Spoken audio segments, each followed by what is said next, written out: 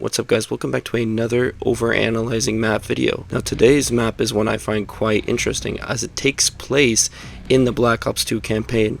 Now before we get into the actual map directly, I want to go over a few things that are from the campaign, as it'll give us a better insight of what's going on in the map Plaza itself. So the map does take place in the Indian Ocean. The resort is called Colossus. When we look at David Mason, Salazar, and Harper's outfits, we know it's not their traditional US Navy outfits, but it's instead portrayed as the ISA outfits, which means the Intelligence Support Activity. And what this means is a covert US military intelligence unit involved in black operations, which means classified information, which includes espionage, targeted assassins, and high-risk infiltration missions, which this is a mission where they extract someone called Karma for Menendez's own benefits as they're trying to stop that. Now, I don't want to get into much of the campaign lore as this is just about the multiplayer map, but if you guys would like to see me overanalyze the campaign maps one day, please let me know down in the comments below. Now, we obviously know that Karma is the target for Menendez, which means the Mercs are the enemy team in this map, so there's no need for an explanation for that. As we make our way into the game now, we can see the Colossus Resort logo is plastered everywhere, on the ground, on the walls, everywhere. Now, I did want to keep the gameplay to a minimum and go a lot more into theater mode, as I do believe that we see a lot more in this map in the theater mode compared to in-game. Now, one of the main criticisms as I was reviewing this map is how empty these stores and buildings are. Obviously, we could see the jewelry store has jewelry, but there's not really much jewelry. It's just kind of empty after those cases. The same thing could be said at this info building. There's nothing much other than a desk, which I'm assuming it's just kind of like a help desk. There's just nothing much it offers other than this count over here, and it's just plain empty. There's no details, nothing to really help anybody other than these pamphlets, which are actually the same ones from Express. Something I noticed in game, when we get closer to the side, we can see that the building lights rendered themselves in, which I find is a pretty funny detail and very impractical, that all the lights tend to kind of be dimmed down, and as you get closer they just turn on, which I mean, I guess it's a rendering thing. One of the main things I say is how alive the buildings are, and as you can see on the other side, this one side of the resort is very much alive, and that they are probably unaware that the war is going on this side. But again, I find it really cool that there are fireworks going on and that there is life on the other side being shown by that, and that the lights do, and it's pretty animated. Boats and the flags on the boats are all animated and moving, as well as the water. And even outside of the map, when it comes to the advertisements, they are animated as well, and they do move, adding a lot of life behind in the game. Now, I would mention the amount of bullet holes, but this map review would take a long time if I did. And again, from the beginning, it's from the campaign. We know it's from the campaign. We know what's going on. The Mercs and the ISA infiltration. We can see the return of Bloom in this game. We see also the car from Raid making a return in this map. A really important thing too that does make a return is the restaurant Agora, and as you can see, this time the color of it is different. Usually it is a bright blue color, as we saw on Express. Here we have an unfinished building. There's obviously a bunch of night maps in the Call of Duty universe, but Black Ops 2 only has this map as Plaza and Summit, which there's only 2 night maps in this game, making this map a little bit more unique than all the other ones. And the store for this side is just a normal tablet store, device store. Now we go to the Choi Asian Fusion, which I find interesting that this is the building in blue and that there's a fish tank, because Agora previews their advertisements with fish and all that, like a Frutigo Arrow type vibe to it. So it's kind of funny that they decided to make it quite the opposite color scheme that it usually is. As mentioned in the beginning, this was going to be a very short gameplay wise review and more theater mode, and as you can see the layout of the map. Now I'm going to compare both the Plaza map on the left, and on the right we're going to have the Express. As you can see, if we were to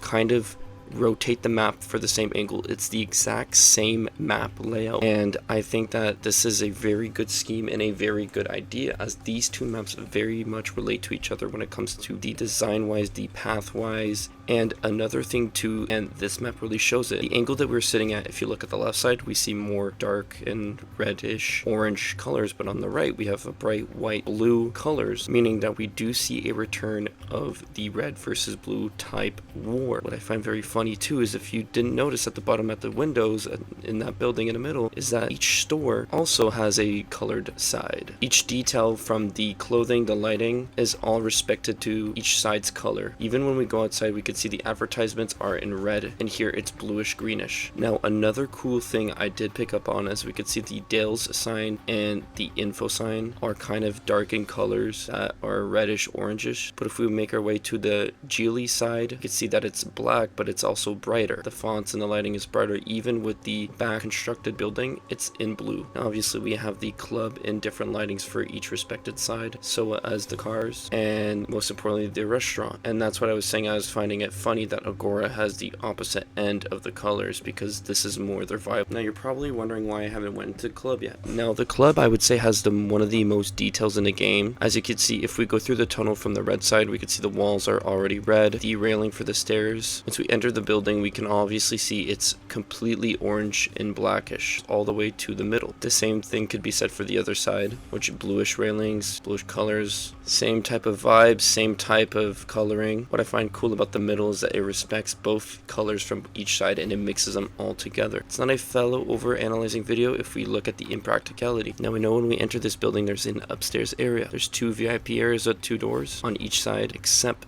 there's no other way of getting up here. There's no other clear signs of any doors. Even from inside, there's just no other way to either exit or enter this upstairs area, which I find very funny. This is not just something we don't really see. It's clearly in the map. You can obviously tell if you jump on the bar and look up that you could literally see each detail. Now we know that back here is probably the main club from the campaign. Another hard thing to ignore is when you come from the middle into the club, you have the starry lights, which I find is a very cool detail that they added. The fact that it's animated. It's just such a vibey vibe to it, and it's really cool that they added that, and we do see it kind of like in the tunnels as well. I don't really know how to explain it. I just think that it's just such a cool little detail that they added. It makes the club so much more alive. It's not a Plaza map without noticing the Skrillex song in the background. That is from the campaign, which is pretty iconic when you think about it.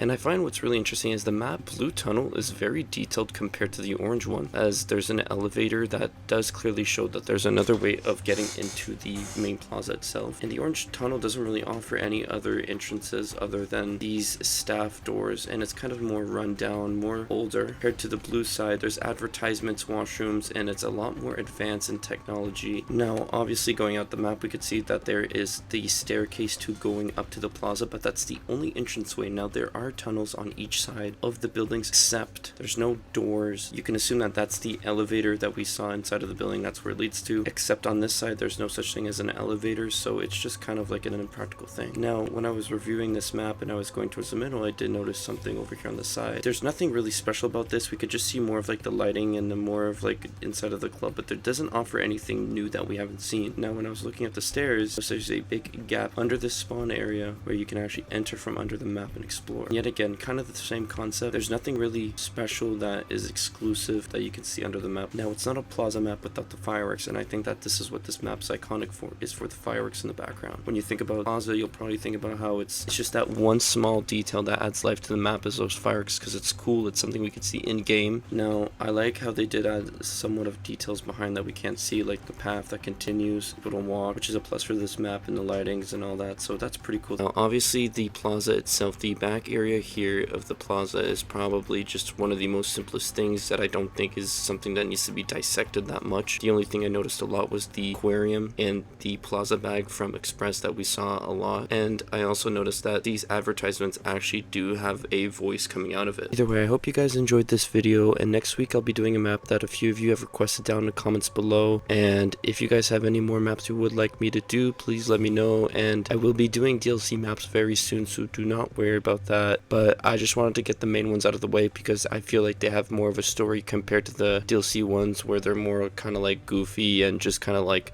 for fun and for mainly players and not for lore wise. But either way, it's been Fellow, and I hope you guys have a great day. Stay smart.